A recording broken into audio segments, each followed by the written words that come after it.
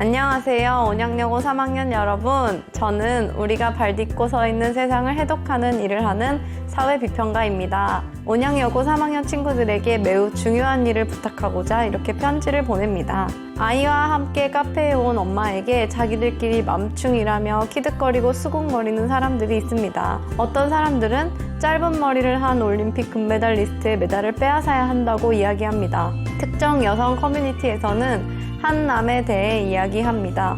우리는 어렵지 않게 주변에서 이런 일들을 목격할 수 있습니다. 우리는 타인이나 나와 다른 집단에 대한 혐오와 폭력을 지나칠 정도로 쉽게 행하고 있습니다. 이들이 느낀 분노의 감정을 무조건 나쁘다고 할 수는 없습니다. 분노를 느꼈다는 것은 특정 사회 현상에 대한 문제를 발견했다는 의미이기도 하니까요. 하지만 이런 1차원적인 분노 표출은 그들에게 잠깐 동안의 속 시원함을 가져다 줄지는 몰라도 그들이 원하는 방향으로 사회를 변화시킬 수 없습니다.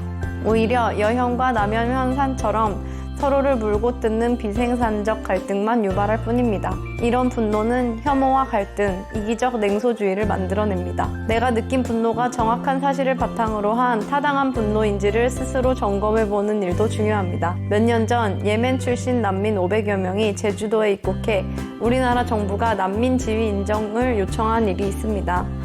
이 일에 대해 이들에게 난민 지위를 인정하면 우리나라가 이슬람 국가가 될 것이다.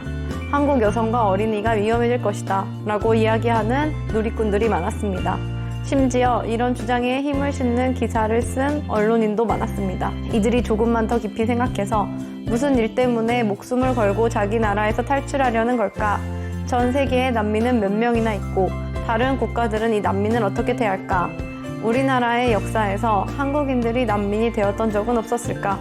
라고 질문하고 정확한 사실을 조사했다면 쉽게 이들을 혐오하지는 못했을 것입니다. 그럼 우리는 분노의 감정을 어떻게 다루어야 할까요? 분노를 통해 내가 옳다고 생각하는 방향으로 사회를 변화시키기 위해서는 우선 그 문제를 나와 관련된 문제로 바라보는 태도가 중요합니다. 나와 관련된 문제로 바라본다는 말의 의미는 그 문제에 대해 그 사람들에게 깊은 관심을 가진다는 의미입니다. 여기에서 질문을 던지는 것은 깊은 관심을 가지는 효과적인 방법 중 하나입니다. 내가 던진 질문에 대해 다른 사람들과 대화를 나누어 보는 것도 좋습니다. 나의 생각과 다른 사람의 생각을 비교하는 과정에서 보다 균형 잡힌, 확장된 생각을 구축할 수 있습니다. 이런 과정에서 형성된 나의 생각을 논리적으로 정리하여 글을 쓰고 많은 사람들이 읽게 할 수 있다면 분노가 세상의 변화로 이어지는 의미 있는 실천이 될 것입니다. 이번 학기 동안 국어 선생님들과 함께 이건 문제야 라고 느끼는 일에 대해 제대로 화를 내기 위해서 우리는 어떻게 해야 할까에 대해 깊이 탐구해 주세요.